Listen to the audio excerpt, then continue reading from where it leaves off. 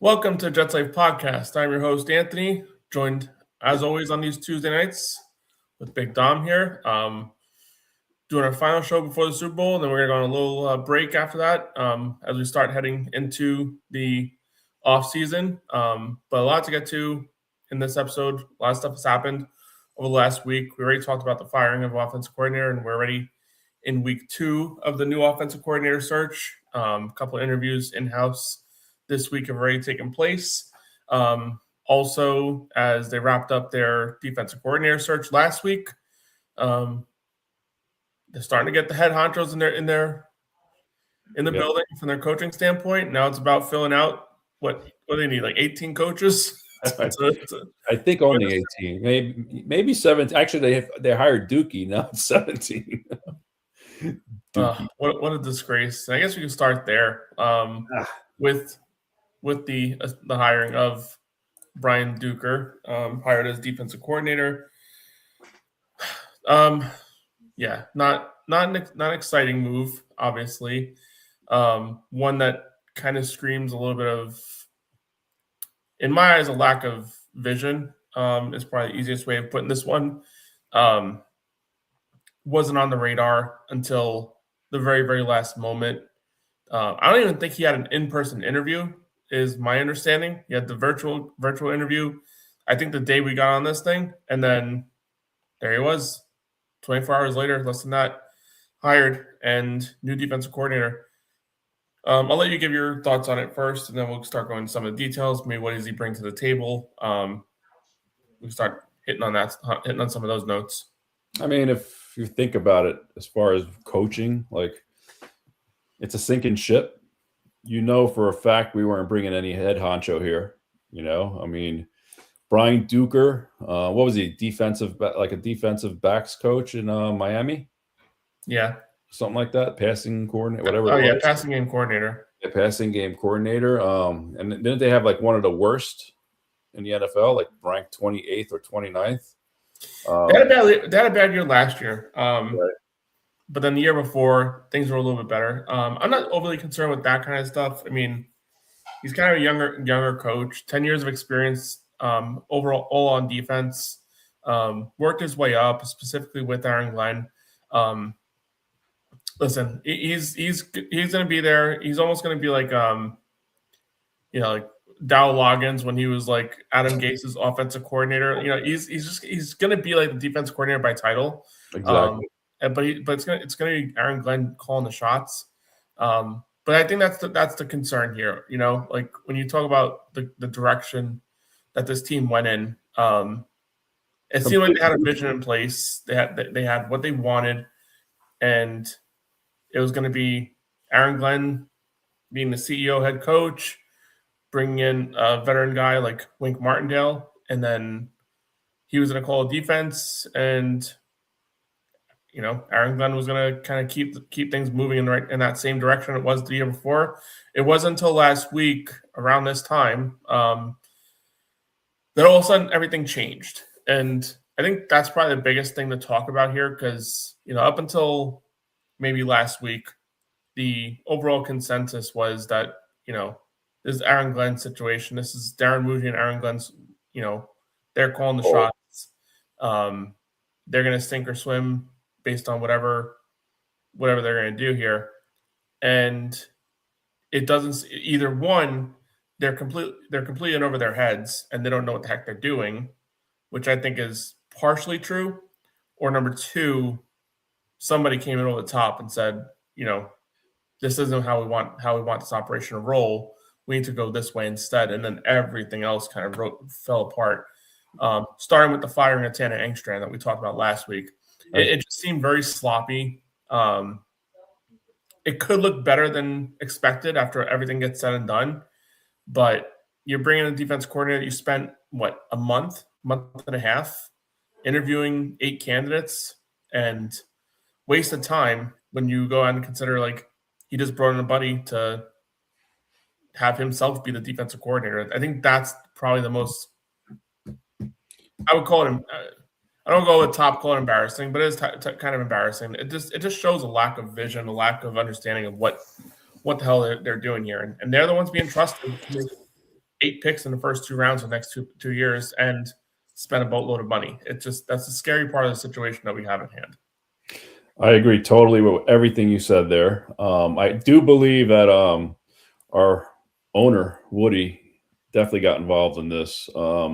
It was one of those things where, I mean, we were hearing Wink Martindale, we were hearing Jim Leonard, we were hearing. I mean, there was a whole bunch of guys that, again, those were top guys. I think Wink would have got the job, but when he heard that, He would have gotten the job. yeah, he would have definitely gotten the job. I think Woody was more in the sense, you know what, if we're going to spend some more money on these coaches, let's go the offensive route. Since you're a defensive mind, Aaron, you run the defense, bring in somebody that could play with you. You know, I'm saying like coach with you and make your job a little bit easier, but I don't want that. So I think a lot has to do with Woody stepping in 100%. And you're right. I mean, what head coaches first year hire offensive coordinator, defensive coordinator, both get fired, right? Year one.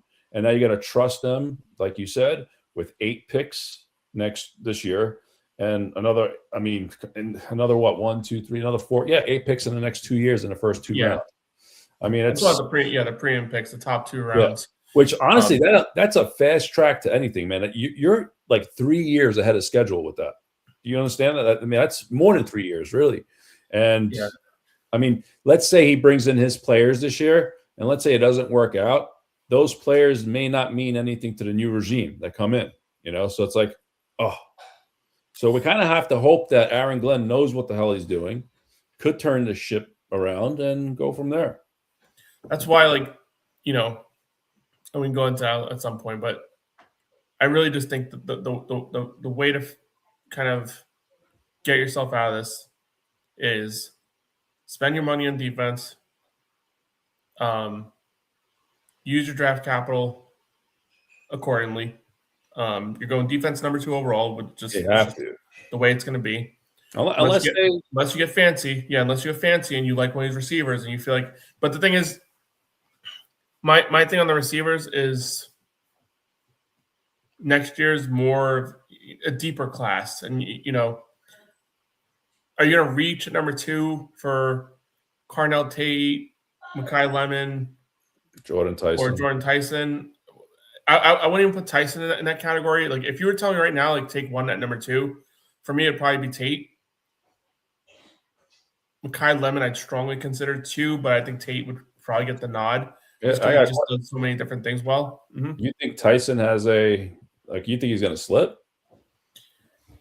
I don't think it's a slip. I don't think any of those 3 are going to be there. Are they going to be there at 16? If any of them are there at 16, would you not hesitate for either one of them? Like, would you take a Jordan Tyson at 16? Oh, yeah. I would take any of them at 16. I don't think any of them are going to be there. I think all 3 are probably gone by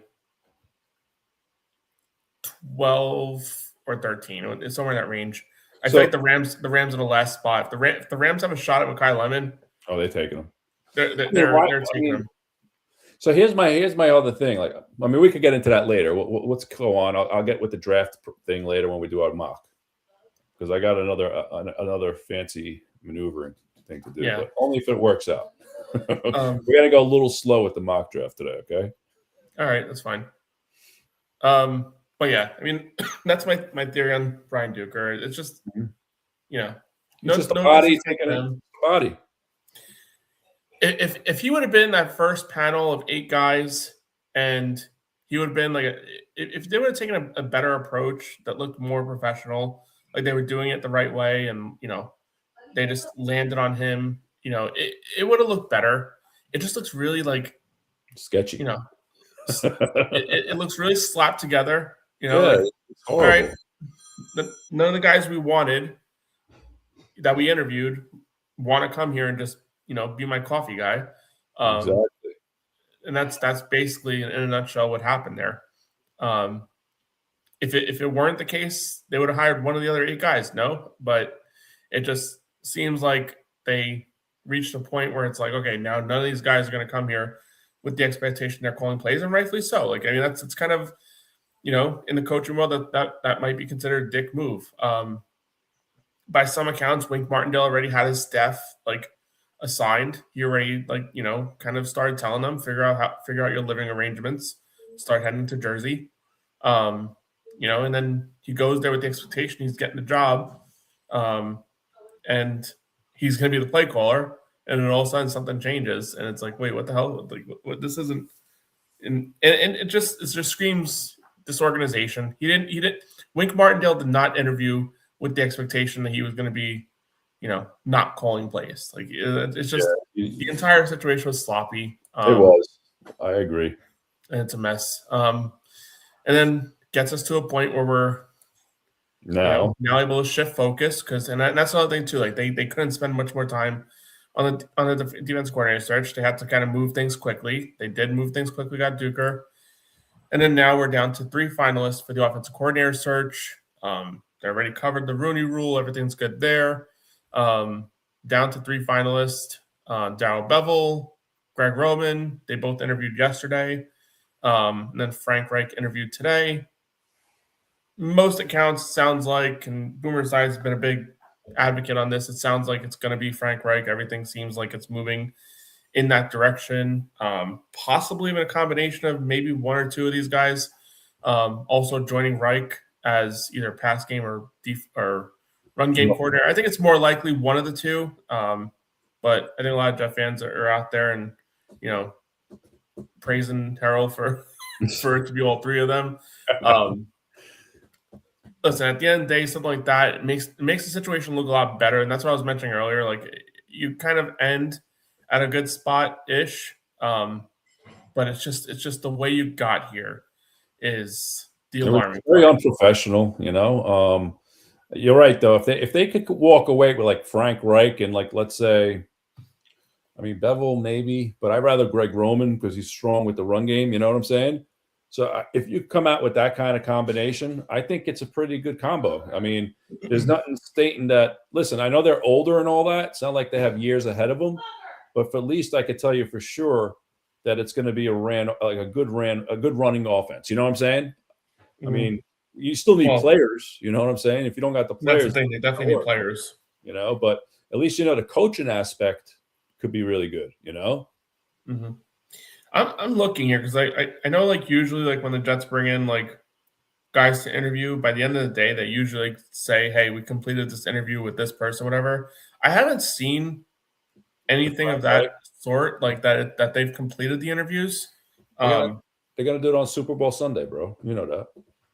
No, he's already in the building. They're gonna name it on Super Bowl Sunday. That they hired. Remember that? Didn't they do that last year? Oh no, that's a lie. That actually just 21 minutes ago. Oh, they confirmed an in-person interview with Frank Reich for our offensive coordinator position. Yeah, just announced 21 minutes ago. I actually was looking at it like before we started because I was wondering like I haven't heard anything yet. They named them or no? No, just They said they completed the interview. Gotcha. So you it probably could be a number of things.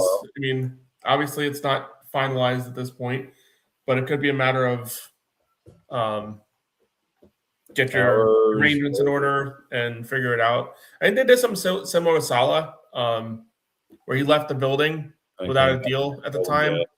And then, like, I think it was like later on that evening, or maybe it was the next day, they finally announced it. I think he had another interview scheduled or something like that, but it was like basically like he ended up canceling it because he knew he was getting the job. What could have been? We'll see. Again, this isn't a popular name. You're not getting a top line up and coming offensive coordinator. They're not going to want to come here. It's too much of a mess, too much uncertainty, especially at the quarterback position. With Frank Reich, at least you're getting a guy who probably comes in with a veteran and someone's going to come in that kind of trusts I'm hearing Carson Wentz's name out there, which. That's what we're dealing with, bro. We're living with the Mariotas, the Wentz, trade for Jameis. Who knows, man? Tua. Jesus. Remember we were trying to tank for Tua too ourselves. Now we're going to tank with Tua. Oh, yeah. Jeez. It's just, it's a mess, like I said, the way we get here.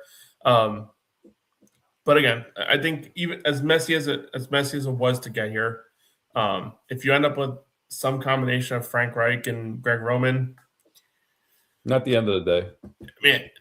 it would probably still, and this isn't saying much. It It's an would probably upgrade be from what we've had. it would probably be our best offensive coordinator combination.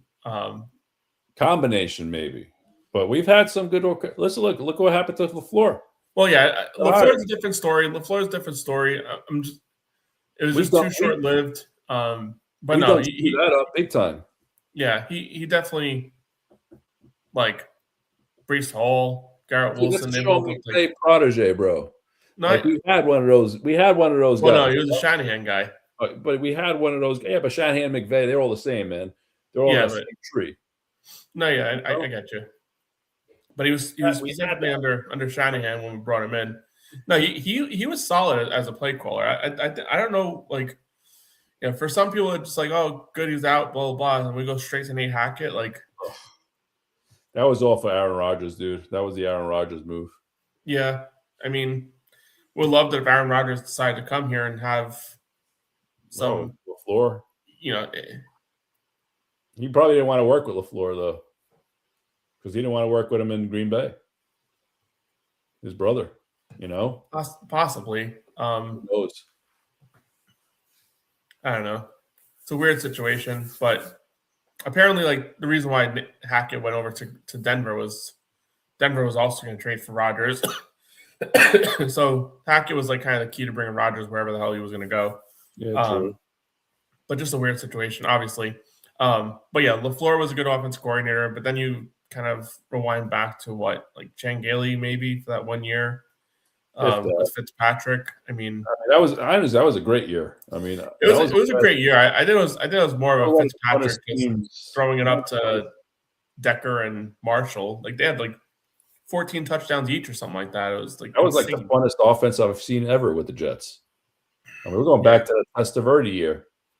You know, that was a lot of fun that year. It ended terribly. And then who we got before that? We got like guys like Chad Morton. Oof. We already mentioned Dowell Loggins and Adam Gase. Good the shits. It's horrible. Brian Schottenheimer was he got a lot of disrespect. I know he made the stupid calls at the goal line, which obviously, you know, we can all kind of remember that, whatever. But dude, he got a lot out of that running game for years. He got a lot out of Sanchez, more out of Sanchez than maybe he was really capable of. Did a good job of developing a young player. Just Sanchez wasn't going to be that guy. You know, that guy. He was good enough to kind of steer the ship and maybe hit a few icebergs and somehow get to the dock. But I don't think he was ever going to get you there with, you know, the way that the Jets wanted. Just because he made too many mistakes. I always say if Rex Ryan had a game manager to the effect of like Alex Smith or Chad Pennington, if like Pennington had a couple more years in him, he would have won a Super Bowl. Because think about it, like we were like 11-1 or whatever it was that year we were going against the Patriots, and I think that was the year Sanchez threw like 18 interceptions. Jeez. Like, you know, imagine if you had Chad Pennington who was like deadly in the red zone. Not deadly. He was solid. Really good. He wasn't going to turn the ball over. I'll tell you that. He was either going to score a touchdown, you're going to get a field goal. He was like that perfect quarterback, right? That didn't cost you any games. If you had a really good defense, he was going to win you games. Yeah, he was a solid winner. I mean, say what you want about him, but during Brady's reign as a quarterback, the only other quarterback to win the division was Chad Pennington. He did it twice with two of the other teams. Yeah, Jets and Dolphins. Yeah, man, that's crazy. Because I don't think Buffalo won a division. Oh, they were garbage those years, dude. No. I mean, like, did they win their first division title with Josh Allen before or after Brady? I think it was after. I'm pretty sure it was after. It could be after. Yeah, I don't think they won a division while Brady was there. But anyway, all this to say, we'll see what happens to the offensive coordinator. We don't got Chad Pennington walking through the door. Although he would make a good offensive coordinator. I'll tell you what though, Frank Reich has any connection to Chad Pennington to be a quarterback's coach, oof. Dude, whatever happened to Josh McCown? Like, why wasn't he not even mentioned in this freaking quarterbacks, like offensive coordinator search? I don't even know where. Isn't he with Minnesota right now? I don't know where he was. Yeah, he was with Minnesota. Why did they bring him in? Well, I He would have mean, been perfect developing a quarterback, a young you quarterback. usually got to be trending upwards in order to get that kind of. Yeah. And JJ McCarthy is not At least he looking would have been a solid. he's younger, he knows the game a little faster, maybe than Frank Reich. But anyway, it don't make a difference. I mean, I don't think this. I mean, listen, if this regime sucks this year, they're all gone anyway. It's going to be a whole brand new. I mean, the guy I wanted just got hired by the Raiders, so we're at that. Yeah, you knew he was getting a job. Yeah, what he did out there, you knew he was getting a job. I knew it was either going to be the Raiders or Buffalo. Was actually what I started getting a little weary about. But then when they stuck with Brady, but yeah, Raiders definitely the way to go. But it's fine. Yeah. I mean, next year Jets are going to have a top 5 pick again. They're going to get one of these quarterbacks. Top 5. There'll be a hot landing spot for what happened. They may have 3 of the top 10 picks, my friend. No. Hey, okay. You'd think so. 3 in the top 10. Bro, Indy's going to stink. Okay. The Jets could stink for sure, but we don't know that for sure. What happens if Dallas just stinks, bro? They were horrible this year. They won 7 games, 6 games? Yeah, but they also started off terribly and turned it around at the end of the year. They played better. Too, man. Think about that. What? They're going to lose Pickens this year. No, they're going to bring him back. Do they have the room to bring him back, dude? They'll find the room. Plus, isn't the NFL giving $22 million in extra cap space this year, too? Did you hear about that? I don't think it's that much. I think it went like from 298 expected to like 305, somewhere in that range. 7-8 million. Yeah, 7-8 million. It's an extra player. Yeah, it's an extra quarterback or bench guy. I don't know if it's a quarterback. Well, for the Jets, it would be a quarterback because they're working off the bottom of the barrel, dude. Yeah, they'll get a guy like Mariota. Hey, you know what? I have nothing. Listen, I'm not saying it's an answer, but if you get a good journeyman that comes in, how old is Mariota anyway? 31, 32? He's around there. Maybe a little older. What happens if he comes to the Jets and we hit lightning in the bottle? No. Let's just say he plays just like, listen, mistake-free, knows how to push the ball down the field a little bit here and there, have a really good running game. He could be successful. I'm not saying he's going to be a top 10 quarterback, but can he fit himself between 15 and 20 maybe? Can we get that kind of a quarterback for once? No. Not at Mariota. You're not going to get a 15-20 out of Mariota, you don't think? No. I'm just trying to compare it. Like, maybe 2025 maybe 2025 if you're lucky. Yeah. What do you think out of all these quarterbacks that are available that could bring you to that 15-20 range? Out of like the free agent options? Yeah, out of all the options, I'm saying. Out of all the options? I don't think he's an option. But I wouldn't say 15 to 20 out of any of these guys, though. Oh no! Like, I think you're hoping for 20. It's like, hey, listen, you never know. If you bring in a good receiver, like let's say you draft a Tate, let's say you have a Garrett Wilson, you got your good offensive line. Just fucking push the ball downfield. Like, what's the hardest part about pushing the ball downfield? Like, why can't they do this thing? When was the last time we were threatening? Wow, Aaron Rodgers, maybe. We were threatening downfield, and he didn't even do that much with the Jets. Yeah, but the problem with that, though, is like he was changing out of a lot of reads. He was. Just to pass the football down the field. We were passing 40-plus times a game, man, with him. Yeah. I know it won't happen, but the option that's out like that, like I would kind of like really like the Jets to kind of explore it. It's just not going to happen. Would be Jameis Winston, but Giants aren't letting him go because him and what's his face over there, Dart, have a pretty good relationship over there. Probably going to use him as the backup because you don't know how many games Dart's going to play because kind of plays risky a little bit. Yeah, that guy plays ball, bro. Yeah, he definitely plays with risk. But Jameis would be a good option. I think you'd get something good. I mean, he'd be fight or flight. You know what I mean? You're either scoring a touchdown, or 500 the other yards, team's getting 6 6-6. interceptions. You know, Dane coming in, thought AG was Ooh. calling offense and defense. I tell you what, might as well at this point. Just ride or die on your own merits. Just screw it. Maybe that's why Frank Reich left. Maybe Frank Reich left the building. Found out that Aaron Glenn's calling the offense. I'm just gonna call everything. Screw it. Oh yeah. That's why I fired everyone. He's gonna be an entire coaching staff. It's just gonna be Aaron Glenn. Dude, that's just wild in 1 year how many people he fired. And mind you, one of his traits was that he could pick a good coaching staff. You know what I'm saying? Mm-hmm. But dude, he picked a freaking disaster, dude. It just goes to show, like, that's the concern I have. Like, I'm not saying that I want Woody responsible for doing the hiring, but if you two are really brothers, who do your parents like more? Oh boy, our parents love us both the same.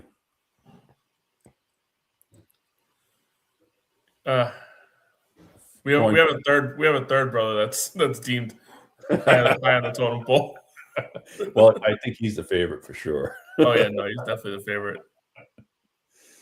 Oh man, I always joke around that you watch Everybody Loves Raymond? Oh, that show is awesome. And Enzo's Raymond, you're Robert. Duh. Oh, that show is classic though. It is. I haven't watched the anniversary show yet. That's actually something I want to get into. They do like a 30th anniversary thing. Obviously, I know that. Yeah. Obviously, Marie and Frank aren't on it. Yeah, well, they 'cause they're passed both on. gone. Yeah, but Ray, Robert, and Deborah are all on it. Whatever, and then I think the producer's on it too. And I don't know. Cool. Looks interesting. Oh yeah. But yeah, it's Jets are running a slow operation over there for sure. And yeah, it is kind of crazy. You know this guy. At least Ray Romano's a Jet fan. That's all I gotta say. Is he though? Is he? I think he is. I thought he was one. They reference Giants a lot in that show. Do they? I think he's a Giants fan. I don't know. Kevin Hart. Was it Kevin Hart? Kevin James is the. Kevin James. That's what I'm thinking. King of Queens. Yeah, right. He's a Jet fan, and so is Sandler and them. Yeah, but no, I think Ray Romano's a Giants fan. I'm not sure for sure though, but Kevin James, if you watch King of Queens, he's wearing Jets gear all the time. Oh, Dane coming in saying he is a Jet fan. Yeah, I figured he was. I thought he was. He just doesn't advertise it. even way back then. If you made a show now, oof. Oh gosh. Ray's been to games in Jet gear. That's where I've seen him. I definitely seen him. 50-50 shot. Yeah. But no, that show's classic. It is. It's one of my late night. Got nothing to watch. Can't go wrong with that show. And let it roll. Yeah. But I was saying earlier, like, as far as like the coaching search is concerned, like sometimes when you hire these outside firms, like the Jets did last cycle, it becomes almost a popularity contest. I mean, instead of like actually hiring the right guy, like Rick Spielman coming in, Mike Tannenbaum coming in, both of them had a relationship to some. Well, Mike Tannenbaum specifically had a relationship with Aaron Glenn, and sometimes you get that situation where they want to just push their guy.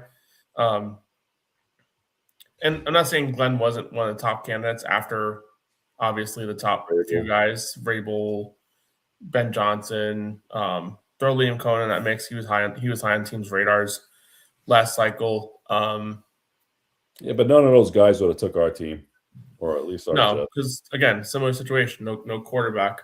It was worse last year than this year. I mean, if you think about it, like if you're if you are going to coach the Jets, okay, one of the big things they have, all right, you're gonna have 8 picks in the next 2 years. That's awesome. I mean, that's leading everything.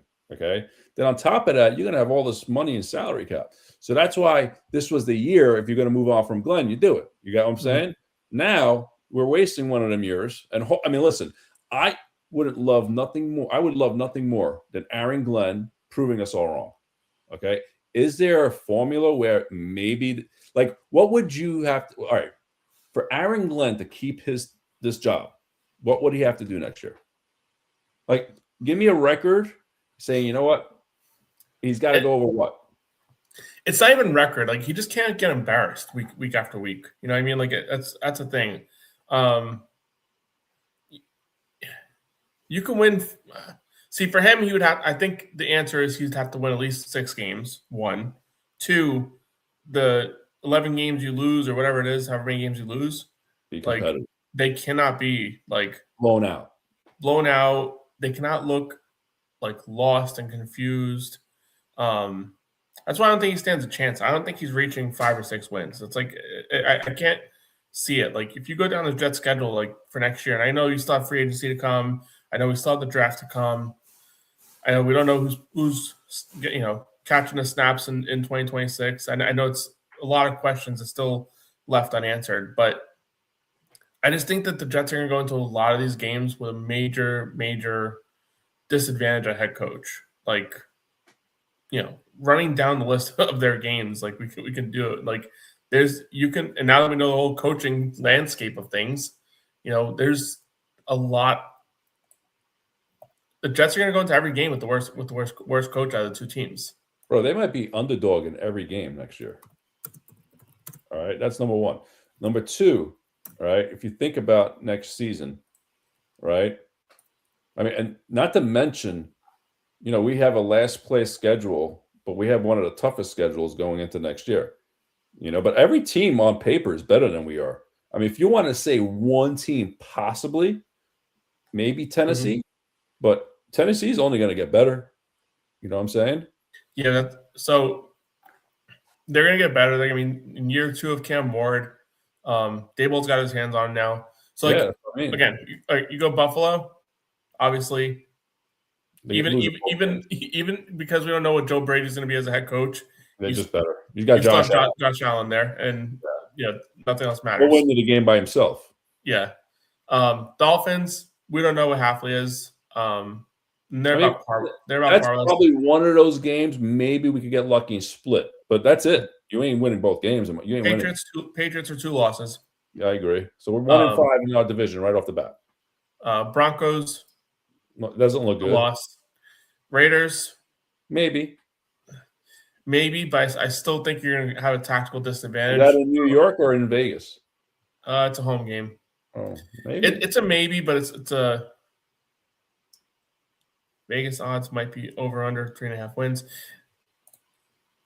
Yeah, for the Jets, I was thinking 4.5, but 3. It might be 3.5. Jeez, wow, that's he's saying it might be.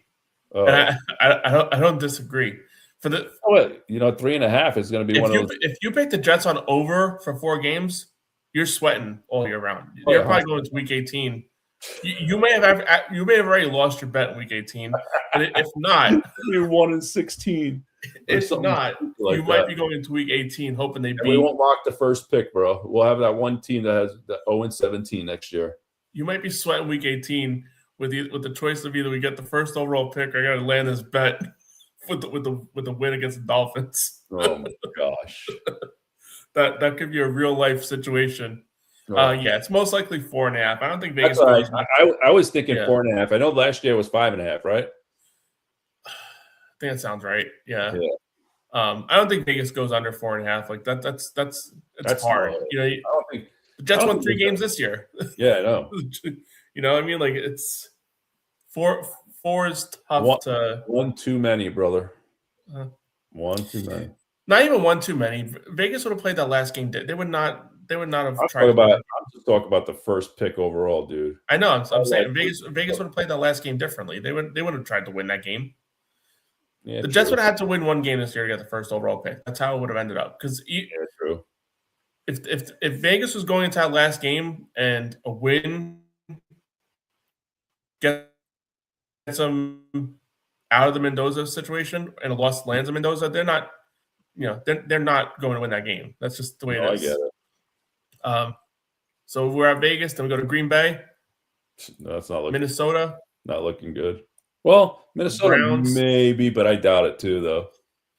I'm just going based off of coaching. They're going to be at a major disadvantage from a coaching standpoint. Like again, we don't know what these coordinators are going to be able to get out of these teams, whatever. But based on what we've seen at Glenn, he would have to do a complete 180 from a coaching standpoint in order to change any of his facts. Again, a lot of time between now and then. Road games, Chiefs. Oof. Oh my God! I don't know. Is Mahomes going to be back next year? Doesn't matter. Chargers. Who's their backup? Well, they're probably, huh? That's a Harbaugh guy. You ain't beating Harbaugh with the Chargers. No, you're not beating Chargers. That's away, you said, or home? Yeah, these are all away now. Oh, they're definitely not winning. Chiefs are away. Chargers away. Bears is going to be away. Oh, Lions is away. Maybe. Lions?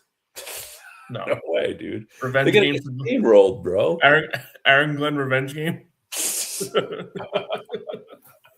And then Titans and Arizona.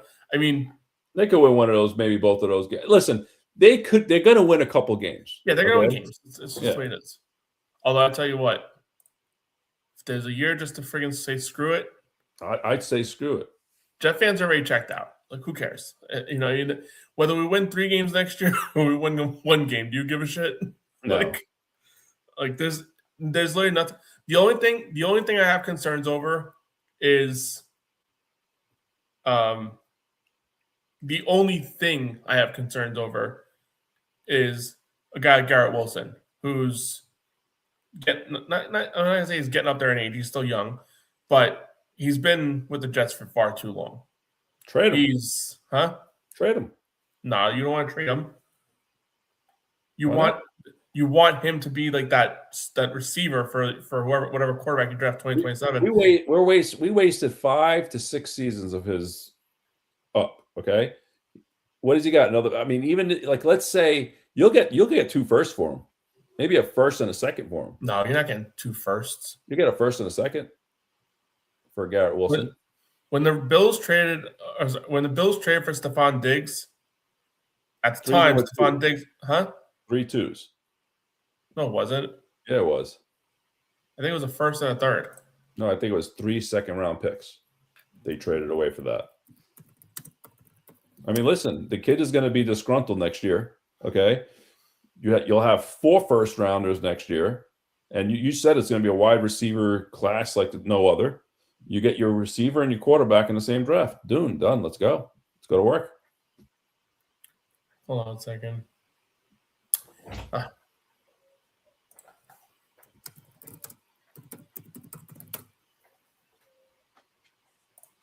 right, so it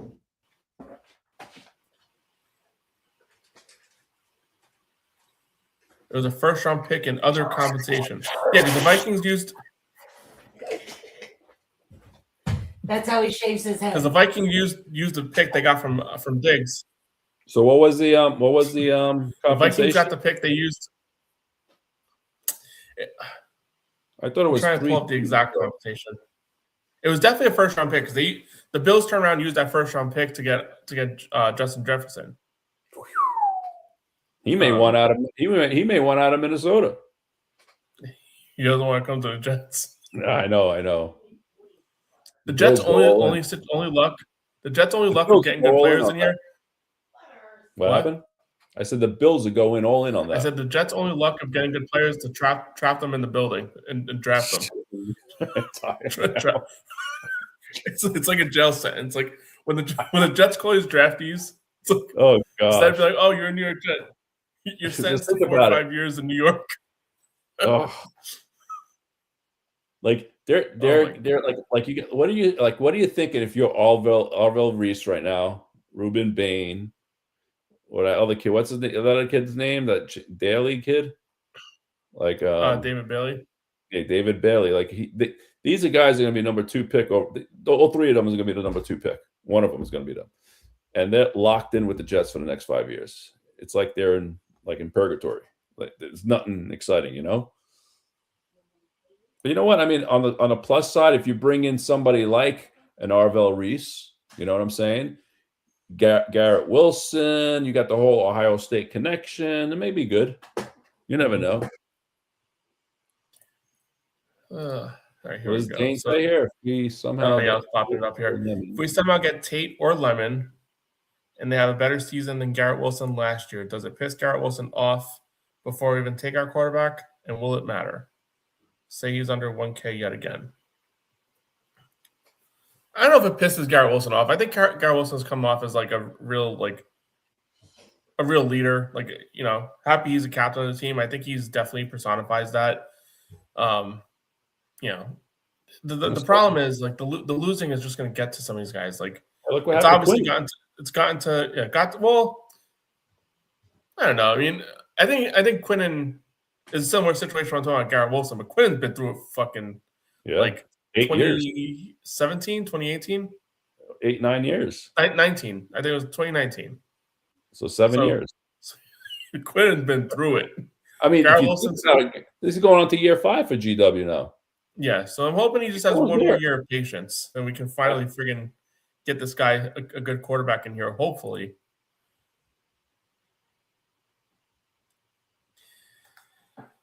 Or like a 1A, 1B type of situation. I mean, look at a team like Cincinnati. I mean, It's Chase. If you're talking about Garrett Wilson being your secondary wide receiver, he's still 1B, like in the concept of that. If you're saying the Jets draft someone that's better than Garrett Wilson, sign me up. And then you're dealing with a potential top 5 pick next year. And this is the thing with that, right? Like, for instance, I'm not saying you're wasting a pick, okay? But what I don't understand is that if you're going to draft a receiver with, let's say, the 6th or the 16th pick, okay, it's like that whole. I mean, the only thing that's going to happen is this receiver is just going to be floating out there, floating on the field, getting the ball thrown to here and there. There's no upside. Like, we need to hit the ground running. Like, for instance, next year though, you have 3 first-rounders. You're taking a quarterback and you're taking a receiver. I don't care how you get them. You get them. If you have to trade one of the third first rounder to move up to get who you need, you go out and get it. That's how you hit the floor running. The ground running. This year, if we get a receiver, that's why it's going to be 2 defensive players, man. 2 and 16 are going to be both defensive players. Cannot be an offensive. Not if one of the 3 are available. You still got to be smart. Huh? What's the threat? We got no quarterback that could throw down the field. You're hoping to get one next year. Well, then next year, let's get both. You got what I'm saying? I mean, that's the way I see it. If you're telling me if you have an opportunity to any of the 3, you definitely take them at 16. I don't think there's no ifs, ands, or buts about it. If one of those guys is available at 16. It's that way, though, Anthony. I mean, we as fans probably want to see something like that. But I'll tell you right now, I'm almost positive, especially if Aaron Glenn is calling the defense. Okay, think about this for a second. He's going to want his players. That's another thing. His defense is better be elite. Like, not elite, like top 10. Like, it's got to be hovering between 12, like 13 to 9 in that area. Otherwise, he's a gunner as well. I wouldn't say that. I mean, this was the worst defense in the league that last year. Like, to ask for him to turn that around into a top 10 defense is saying a lot. You draft 2 studs, or let's say in the first 2 picks of the first round, you draft 2 studs. That's number 1. In free agency, you bring in another 2 to 3 players. Boom, there's your defense, man. I mean, we have some players on defense. It's not like we have nobody. I mean, are they great? No, but they're good enough. I mean, I expect to have a better Jermaine Johnson year. Will McDonald is going to be just a sack artist coming off the edge. I mean, we got what's his name over there too, our corner. I mean, dude, there's so much that this team needs help with, dude. Oh man. So Dane coming in with, what if you need all 3 ones to get a quarterback though? But he says with you on you can get a wide receiver anytime. Here's my thing on the 3 ones to move up is obviously we don't know how the draft order is going to be next year, but chances are Jets will pick it, bro. They're gonna have 2 picks in the top 5 next year. Well, I'm telling you, we'll see how it goes. We don't know what we're doing. We don't know what the Colts are doing. I think we're gonna be picking in top 5 for sure. Jonathan Taylor, the running back? Yeah. Yeah. I mean, he started off strong. Once Daniel Jones went down the crap, that team was finished, bro. Okay. that team is going to be one of the shittiest teams, bro. That's going to be all right. I remember one year. This is going back before the Jets drafted Keyshawn Johnson. The Indianapolis Colts had the first and second pick in the draft. I remember they picked Steve Ettman and Quentin Coriat. Okay, 1 and 2. This is a situation. I think the Jets are going to be in the same situation this year. So you're going to have the first and second pick. I'm not saying it's going to happen, but I do see 2 top 5 picks. And then that other one could be even in the top 10. Our luck, Colts. He's right. Imagine that. He's right. So the one thing I'll say about that is, and it's a weird caveat that the Jets have in this situation, the Cowboys pick ends up being the better of that one and the Packers. Yeah, the better than them and the Packers. No, it's got to be the Cowboys. They stink, bro. Yeah. The thing I'll say, though, is with the 3 1s, whatever, is we don't know who's picking in the top 5. All right. Most likely we're one of those teams, obviously. But chances are whoever is picking 1 overall or 2 overall is probably going to be eyeing a quarterback as well. Yeah. So it could be a situation like a few years back, like last year. Or was it last year? Yeah, last year's draft. Well, 2 years ago's draft, whatever. We had the top 3 teams. None of them wanted to trade because they all wanted quarterbacks. Like the Jets are going to have to find themselves squarely inside the top of the draft, in position to get a quarterback. And that's where those 3 first-round picks aren't really going to matter from a trade-up standpoint. I mean, it could. I'm not saying it's impossible. Like if there's a team in the middle, like I'm trying to think of a team that would fall in the middle. That like if Vegas is somewhere in the middle, for example, chances are they're not moving from Mendoza. They're probably just kind of dealing with a rookie quarterback and working their things out.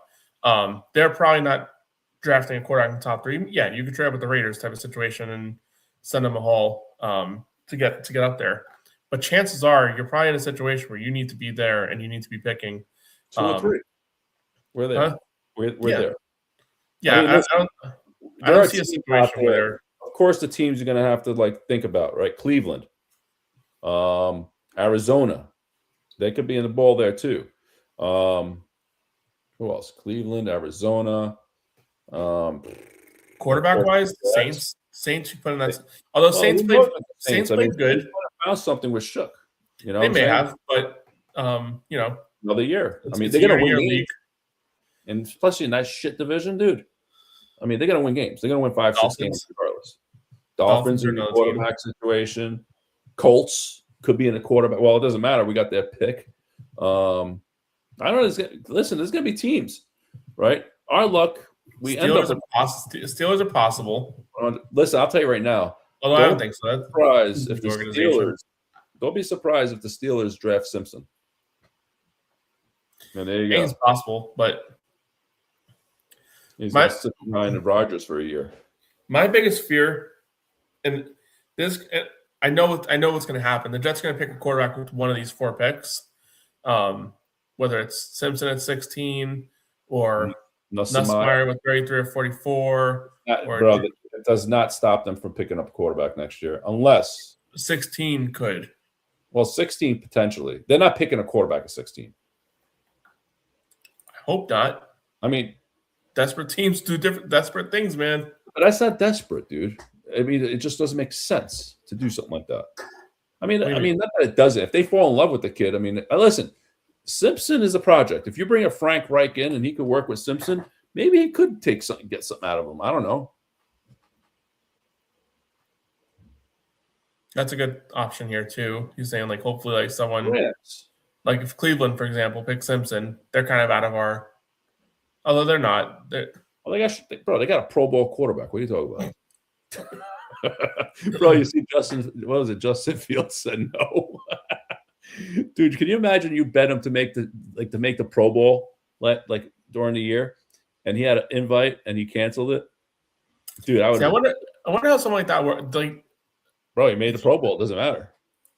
I wonder how something like that works. Well, Vegas is changing all their formatting now. I'll tell you that right now. Yeah. All right. Want to do a mock draft? Yeah, let's do it. All right, let's do it. We do what? 2 rounds or 3 rounds? Well, we could do. I have it set to 5. Just all right. We'll do 5 rounds. But the first round, the first 16 picks, just do slow, and then we'll speed up. Because I want to look at the board, who goes, and I'm going to tell you to stop and pause. Because I want to give you my scenario, and you tell me how you like it. All right.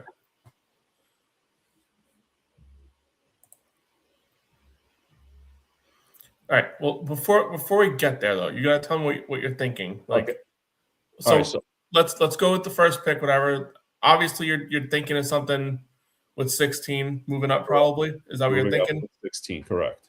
Okay. So then before we make the pick of number 2, Okay. you gotta tell me what you're thinking. So, all right. So I know to pause. Okay. There's 2 situations here. Okay. Depending on if this player drops a receiver. Mhm. Okay. I'm looking to move up in the 8 to 10 range. 8 to 10. Correct. So Saints, Chiefs, Bengals.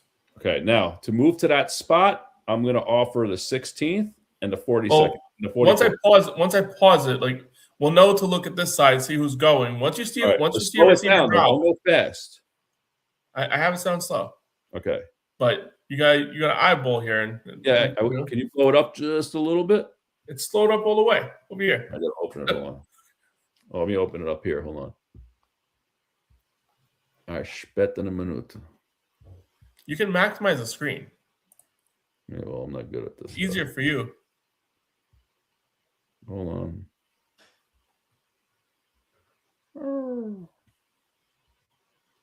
Oh, here it is. Okay. I'm looking for it. I'm going to find it. Oh, there you go. All right. Now it's good. All right. All right. So On the start clock. draft. If it doesn't start with Fernando Mendoza, all right, good. All right. All right. So We're up. all right. So first things first. All right. Before we make the pick, tell me what you're thinking at 2. I'll tell you what I'm thinking at 2. What do we This need? is the way it's going to go. What do we need? Everything. I mean, listen. We need 53 players. There's only 2 names in this spot that really has me going. It's either Ruben Bain or Arvell Reese. Those are the only 2 I want. I do like Bailey, but I want. Listen, I know what Ruben Bain is. He's a Miami U player. He's going to come in and he's going to punish people. Okay, and that is it. That's just what the U brings. The U's always done that. Arvell Reese. Listen, I don't care what you want to call him. He does give me vibes of a Vernon Golston, but I'm not even going to go there. Nah. Okay, because he has that either he's a linebacker or an edge, you know. So to me, I mean, are you looking at Arvell Reese? I was seeing if they updated the things yet. They're still slacking over there. What's going on here?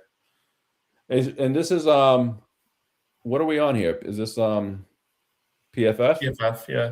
So they have Ruben Bain as a second overall prospect. Ranked second, yeah. I mean, listen, I have no problem doing that. Or Arvell Reese. What are you thinking? I feel like we went Ruben Bain a few times. I think when it's all said and done, I think Arvell Reese is going to be the pick. I think it's just so too, and I have no problem with that. Yeah, I just think brings a lot to the table, brings versatility. I'm not going to say he's a Micah Parsons or Abdul Carter, but he kind of like has that kind of vibe of a player that just can do a lot of different things. He's a weapon. Is basically how I would say it. This guy's ceiling could be so high if he's coached up right. Okay, he could be a superstar in the league. That's for sure. I mean, he could also be like an Isaiah Simmons, where he had a very similar trajectory. He's a jack of all trades, master of none. Was it Tavon? Who was it? The guy that out of Georgia, was it Tavon Walker last year? Very similar player to him, isn't he? No, it was a few years ago. You're talking about Tavon Walker. I think you're right. Trayvon Walker was the first one. Yeah, I forget the guy Jaguars picked first overall. I forget. Yeah. But anyway, I mean, listen, he's turned out to be a stud. Yeah, he's trying to be solid, but yeah, you know what? Arvell Reese, I like that pick. I wouldn't be upset. Now, before I hit the draft button, you gotta look at the side here. Yeah, and you start seeing names fall. Okay, go. You got which receiver specifically are you eyeing? Either take any one of the 3. Javon Walker. Wait, no. Javon Walker was a receiver for Green Bay, wasn't he? No, I think it was I thought it was Tavon Walker. I mean, I'm not sure. Javon Walker, I think. It was definitely a Walker. Yeah, it was But very similar to Arvell Reese, though. That kind of a player. He does both linebacker, edge type of thing, you know? I remember that was the year they drafted him over Hutchinson, right? Yeah. Yeah, Okay. Hutchinson. So what I'm going to do here is we're going to pick Arvell Reese. And then I'm going to look at the side here, and I'm going to try and pause it as soon as either Tate or Lemon goes. Okay, go. You got it on slow, right? Yeah, it's on slow. Wait, where's the pause button? There you go. Caleb Downs went. Ruben Bain went. Jordan Tyson went. Carnell Tate went. Pausing for the Redskins or Commanders, whatever. So what do the Redskins need? A tight end, guard, edge.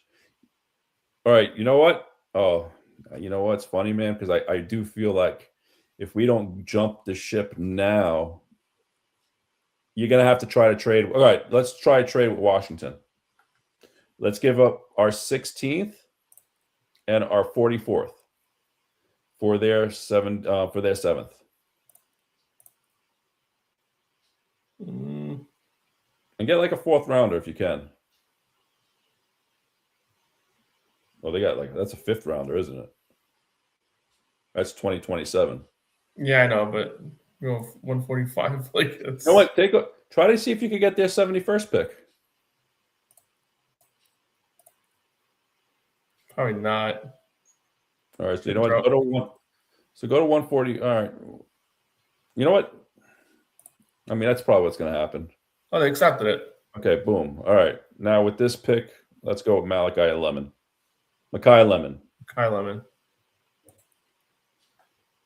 Okay, now we're going to trade the 33rd pick. Where do you want to trade this? Where do you want to try and go? No, we're going to go down. We're going to accumulate a 2nd and possibly. Oh, okay. So I can speed up? Yeah, now you can speed up a little bit to our pick.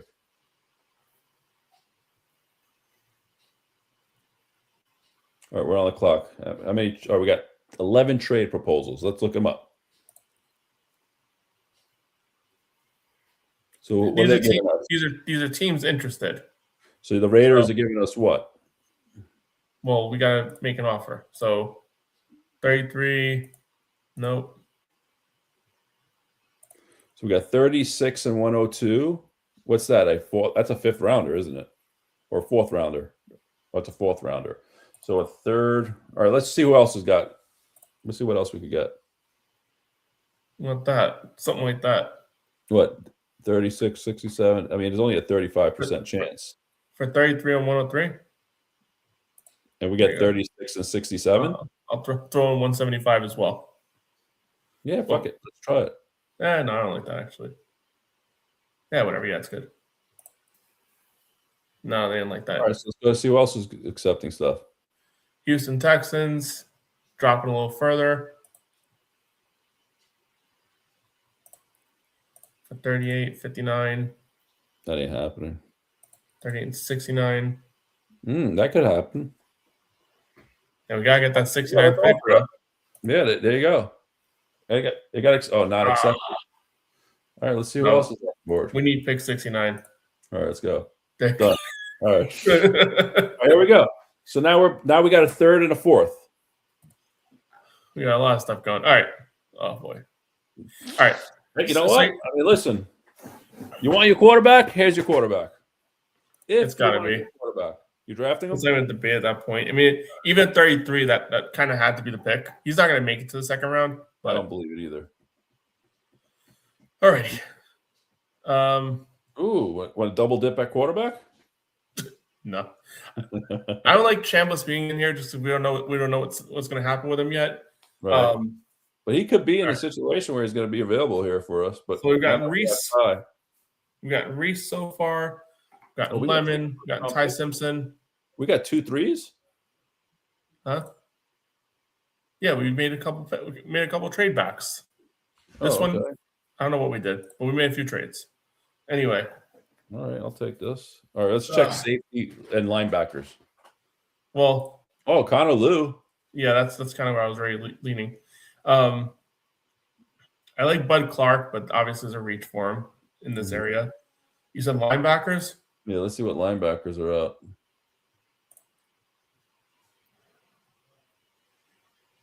And don't forget too, we're picking like right away too. We got Yeah. so. I honestly like Connor Lou for this spot right here, and then we can reevaluate in a couple seconds. Hey, you know what? And he's on top of the board, done. Yeah. All right. Now we're back here, and let's check running backs. I'm curious. I'm just curious. We're just building the offense right now. Yeah, let's do it. Any of these guys hit a? I like Coleman.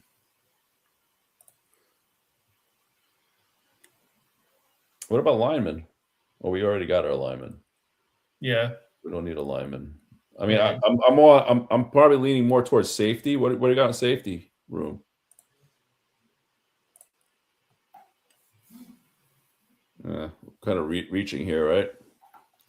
Who are you thinking?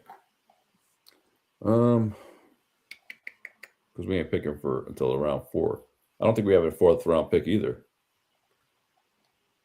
I think we got rid of it. Yeah, I think so. All right, so this is going to be our pick. Go to the top of the board. Let's go to all. And let's see what anybody.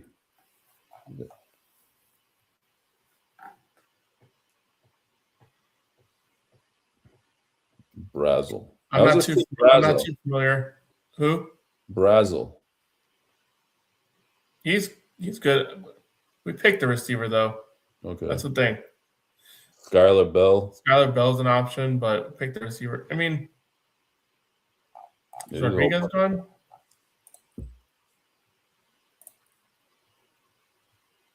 Go. Let's go. Go. Hey, you know what? Fuck it. It's our guy. We got to take care of his defense too. 100%. Although, I feel like we didn't do services for this defense in this draft. But honestly, like, they should be able to handle defense and free agency. I mean, look what the Patriots did. And obviously, like, things a different situation. They brought in Vrabel. A lot of guys like playing for Vrabel. Fine. But when you look at the situation, like, you can fill out defense in free agency. You can turn around an entire defense in one free agency. It's been done before. Oh, we're up? Yeah, we're up again. Oh, let's get Jaden up. I don't know. Well, then we just pick. Oh, we didn't pick a running back. Go running back? Yeah, who cares? I mean, I don't know these guys now. Go to best overall. See what's available. We are best overall. This is it. John Michael Jinglehorn Schmidt. Yeah. No, I don't want none of like that. How is this kid? Any good? I'm not overly familiar with Pitt. Actually, I heard some stuff about him. Is he any good? Desmond Reed? Desmond Reed. Yeah. Pick him. I don't care. He came out of Pitt. That's where Curtis Martin was drafted. I'm ready for that one. Let's go. There you go. Pitt let's running go. back. All right, let's see how we get graded. We're not going to get graded. I think we nailed it here. We made some splash moves, bro. So we got an A- for Arvell Reese. It's saying we should have picked David Bailey instead of Mekhi Lemon. Possibly, but we were trading up for Mekhi Lemon. We already had Arvell Reese. Could have Arvell Reese and David Bailey. Yeah, okay, that's just too much. Where does Sonny Styles go? Baltimore. I mean, nah. I think we did the right thing there. From the aspect of, like, you're telling me the Jets left this draft with Arvell Reese, Lemon, and still got a quarterback in Ty Simpson and Connor Lou. I mean, dude, that's solid draft overall. No, 100%. I think we nailed it. I think so too. And we recouped. Oh no, we didn't get a next year pick. I was screwing around with stuff. No, we still got our 3 number 1s and our 1. Bro, we're all set up for next year, man. We got our receiver. You know what I was wishing though this year? I mean, I wish there was like a Chad John, like not a Calvin Johnson type receiver coming out this year, right? You know what I'm saying? Like the Megatron. Imagine that. I mean, that would make that second pick so much sweeter. You know what I'm saying? But you don't know. We didn't know what Calvin Johnson was going to be. We knew he was going to be a good player, but we didn't know he was going to be what he ended up being. Yeah, listen, at the end of the day, I mean, good coaching goes a long way for any of these players. Whatever. I mean, There's no reason why they shouldn't be able to figure this shit out, man. It's just, we just don't trust the coaches. So here's my other question to you. Mm-hmm. Let's say by pick, you think the receiver is going to go that early, dude? We have to trade up to 7 or 8 to come up to get these receivers. You're saying? So I think something we've noticed in doing these mock drafts. I feel like every time we do them, there's a run. There's a run. Once one goes. So when the way I set up this draft, whatever, it goes like position priority, whatever, and it does kind of sense those things. That's one of the cool things about PFF, whatever. It starts to sense those things. So once that positional value starts to drop, it's going to teams start to become desperate for it, and that's what happens in real life too. Like that year that the Jets got Garrett Wilson, it went Atlanta picked what's his face over there, Drake London, like 8. I think it was 8. I remember that. Yeah. All right. Then Garrett Wilson went at 10. Then 11 was either Olave or Jameson Williams, and then 12 was the other one. That's so crazy. You literally had teams starting desperate. In 5 picks, there was 4 receivers picked. Yeah, teams got desperate, and that was the draft. Olave was talking about being somewhere in pick 20, 25, and Jameson Williams coming off his injury. A lot of people didn't think he was gonna, make it to the top of the second round or to the bottom of the first round type of thing.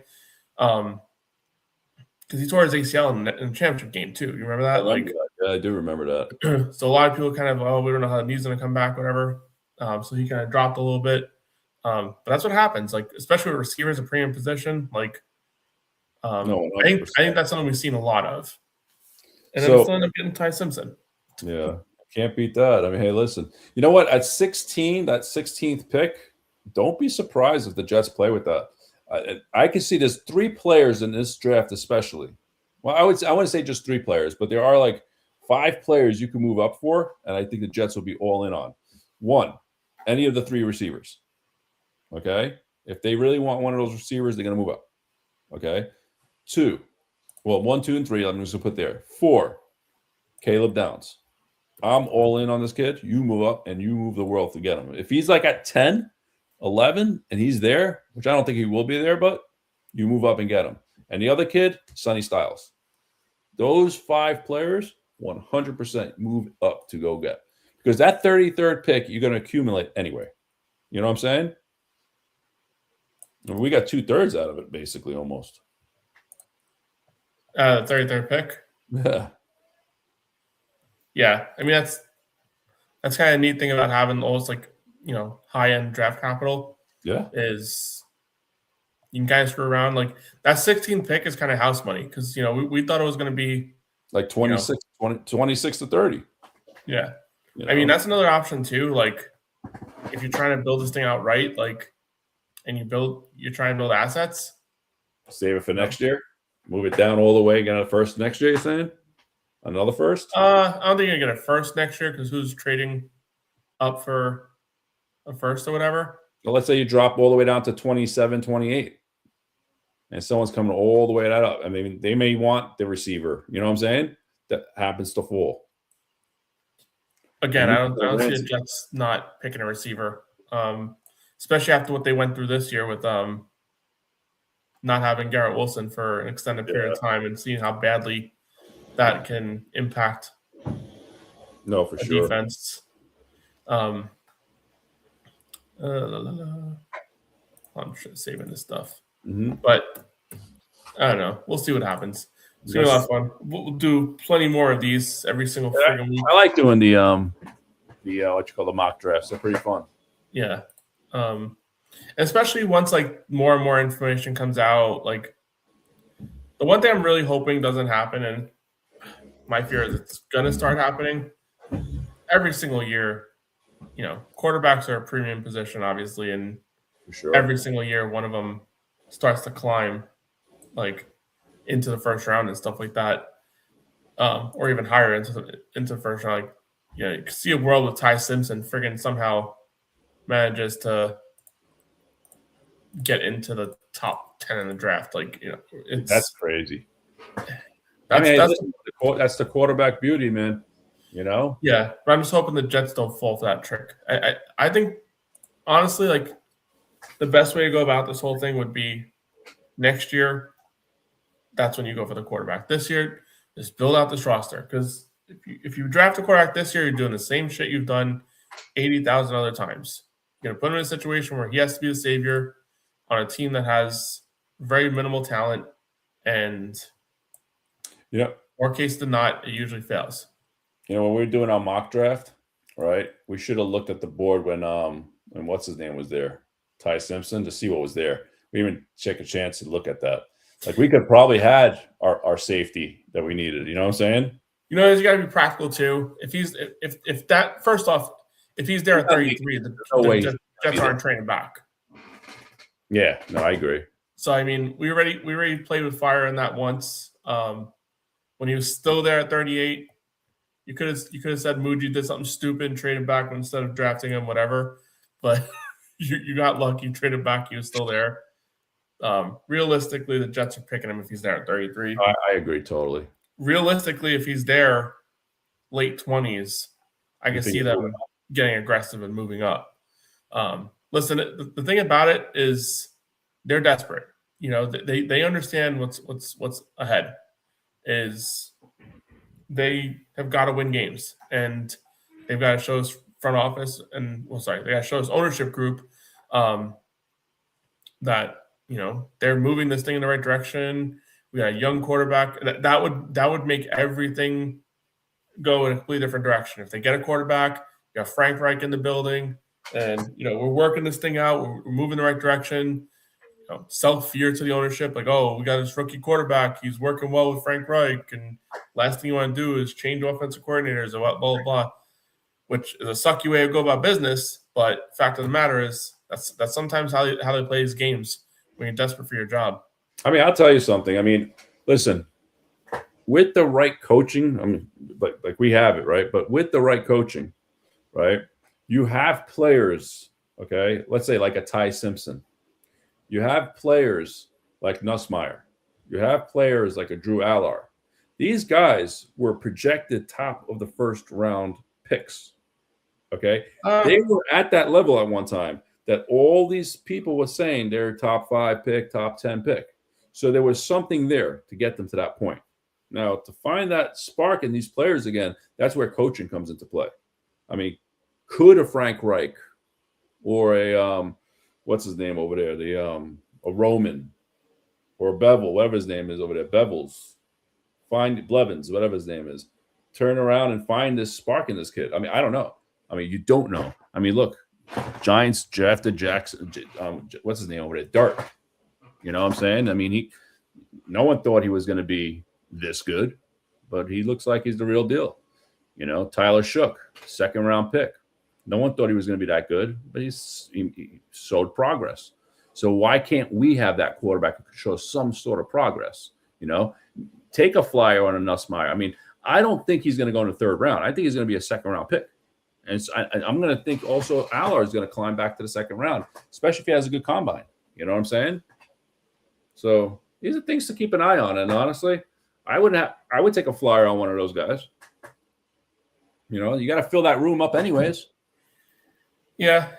But with premium picks right now, we need premium players. That's the big thing for me is like in a perfect world, this regime says, okay, let's go with a veteran guy because we need to win games and we need to fill out this roster. And they use those first 4 picks to build out the defense and get skill players because they need them today. And then if they survive, then next year they could say, okay, then next year we'll look at the quarterback because we're going to have a good pick to do it. But realistically, they're not going to survive. That's my hope is the thought process in the building. I have every belief in the world why I think one of those first 4 picks is going to be a quarterback, and hopefully it's not a reach. Is the only thing can you really hope for. Can you acquire a first round pick for cash? No, it's not baseball. I don't even think you can do it in baseball either. Oh, you can't? You can get prospect for cash, but no, it doesn't work that way in the NFL. I'm not saying just whatever happened. All right, let's just say the Jets offered, I don't know, Kansas City for their 10th pick. Their second round pick and like $5 million cash. No. They don't want to do it. It's not like soccer, huh? Nah. Oh, jeez.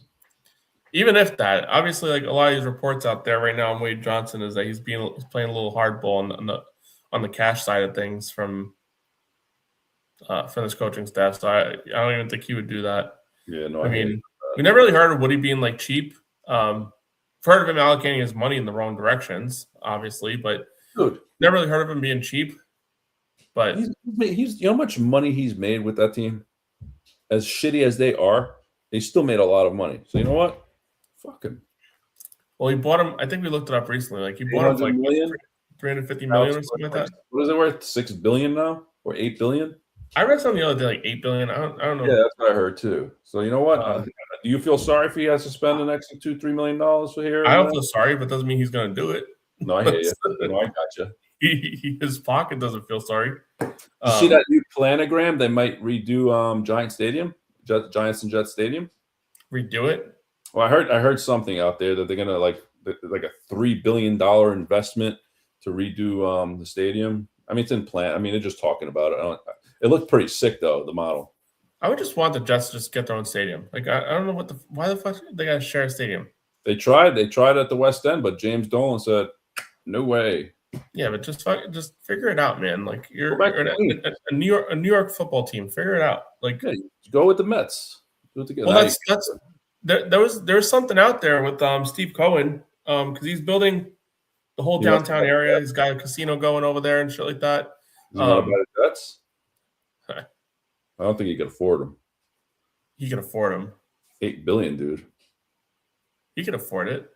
Probably could. I don't know. Guy's worth. I forget how much he's worth. Who's that really rich Jet fan that he could buy the team no problem? He's that investor, the guy. I forgot his name. Holy shit! Are you talking Vaynerchuk? Whatever, Gary Vaynerchuk. Yeah, that guy. Let him buy the Jets. Dude. You know what's funny? Money can't solve that shit, but you know what? Money could bring in a good staff to friggin' coach this team up the right way. You know what I'm saying? Yeah, Gary V. That's it. Yeah, it was Gary V. Yeah. We got Dean on again. You missed it with him last time. He got on the show. He got out of work. I think he got out of work later. He was whatever the situation was. He fought to get on here, and then just no show. No show. Unbelievable. We got to set it up again. No, Dan will hop on. I gotta get on his show again too soon because it's been a minute. Oh yeah. That's really it. I mean, I guess the Epstein files. We're just gonna hope the Epstein files works out in the Jets' favor. When is that happening? I don't know. When are they releasing them? They've been releasing them slowly. There's been a few emails of Woody Johnson in there. I don't understand that. Like, it's like fingers crossed. Like, what the heck? Why do they have to do it in little spurts? Treat him like a sub. Sorry about that, bud. I'll make it up for you guys next time. Nah, Dane's cool. Yeah. We're gonna get him on the off season. Let him be like the GM. We'll be his area scouts for one of these mock drafts. That'd be a fun little twist. Stuff like that, you know. I think we did that with that guy from Jets Board. We did that with him for a little bit. He was like kind of more running the show. For the draft, we were kind of just out there being spectators, but also like consultants in the matter. Yeah. Anyway, got anything else, Dom? Yeah, let's watch a great Super Bowl. Let's go Seahawks and Darnold. Let's go. Beat the fucking Patriots. Darnold like no other, man. I do not want to see the Patriots win. I do not. It would be a cool like full circle story for like Darnold, right? From the aspect of like obviously he was drafted to be a savior for us, but ends up going somewhere else, winning Super Bowl. Not only does he win a Super Bowl, but he ends up beating the team who originally made him see ghosts. Yeah. Like one of the lowest moments of his career, you know what I mean? Be one of the highest defining moments of his career. I mean, yeah. I'm rooting for the kid. I do think they're going to win Seattle. I just think their defense is way too good. You got what I'm saying? That even if Darnold makes a mistake, they'll still win the game. You got what I'm saying? Yeah, you almost got Legion of Boom 2.0 going on over there. Yeah, that's for sure. McDonald's solid. He's done a good job there. Oh, yeah, 100%. Mm-hmm. But, yeah, that's basically it, whatever. So that's all we got here. Been a fun episode. Mock Yes. draft is up here. I'll post it. And you said we're going to be back in 2 weeks? Yeah, next week I'll be out of town. So next week, sharing a joke. Yeah, but next week I'll be out of town. The following week we'll get back on. So we'll be back on the 17th. It looks like. Yeah, so 17th. So we'll be right there, and I think it's basically like a month away from free agency starting. Nice. So we'll start getting. Maybe we plan for that 17th episode. So come prepared with like your notes and plans, whatever. Maybe that 17th we'll figure out. We'll do like the off season recap or not recap. Projection. We look at our roster and say who we're going to keep and who we're going to get rid of. We'll start the that. whole thing. We'll do the whole projection thing, and then start doing it as we get closer to free agency, and then every week they get closer to free agency, and then we'll start messing around with things. Yeah, man. All right, bud. All right, bro. See you Sunday. Jet fans, hit the like button, subscribe to the channel. Go Jets. Go Seahawks. Go Darnold. Take care, guys.